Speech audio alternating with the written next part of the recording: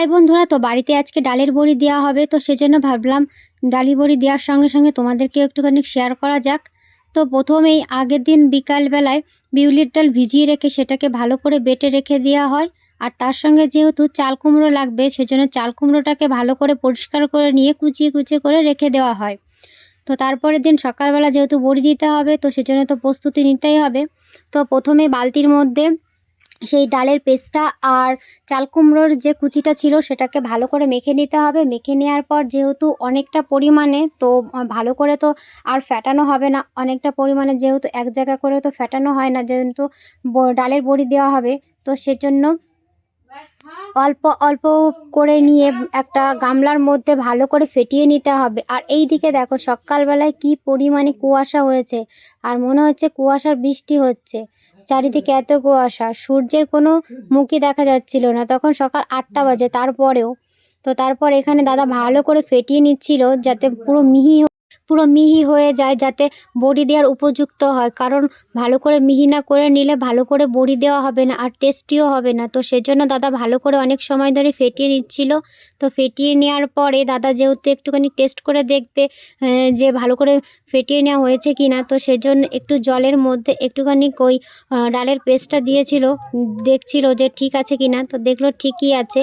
তো তারপর এখানে বৌদি সেই ডালের পেস্টটাকে বড়ি হিসাবে দেওয়ার শেপ শুরু করে দেয়। তো এক এক করে এখানে বৌদি দেওয়া শুরু করে দেয়, আর আমি এখানে বৌদির সাথে গল্প করে নিচ্ছিলাম, আর দাদা ওই সাইডে ফেটিয়ে দিচ্ছিল।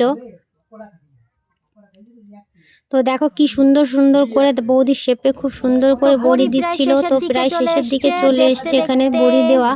তো দেখো বৌদি খুবই ভালো পারে বড়িগুলো দিতে। তো আর এইদিকে দেখো সকাল 9টা বাজে, এখনো ঠিকঠাক করে রোদের তাপই আসছে না। আর এদিকে বসে বসে দিতে দিতে বৌদি প্রায় বড়ি দেওয়া শেষের দিকেই চলে এসছে। তোমার কোনো বক্তব্য আছে বড়ি দিতে দিতে? হয়েছিলাম সকালটা এত কুয়াশা ভরে গেছিল, আমি ভেবেছি রোদ্দুরি উঠবে না, তা দেখছি এখনই রোদ্দুরি উঠেছে। তাই আমাদের বড়িটা দেওয়া প্রায় শেষের দিকে, দেখি কি হয়, রোদ্দুর ওঠে কিনা।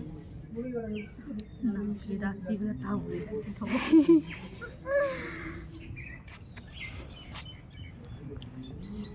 কেমন হচ্ছে দেখুন। আমার কেউ যদি বড়ি দিতে ইচ্ছুক তাহলে আমাকে ডাকবেন, তাহলে কন্ট্যাক্ট করবে রিপা মণ্ডল ওই নাম্বার দিয়ে দিচ্ছি। তো দেখো বৌদি কি বলছে। তো তোমাদের যদি কারোর পছন্দ হয় বড়ি দিয়ে, তো অবশ্যই একটা কমেন্ট করে দেবেন।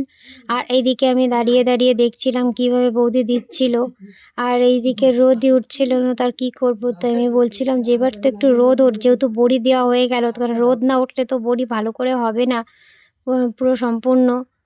তো দেখতে দেখতে দেখো এদিকে বৌদিদের ছাদে বৌদিরা কিছু ফুল গাছও লাগিয়েছে।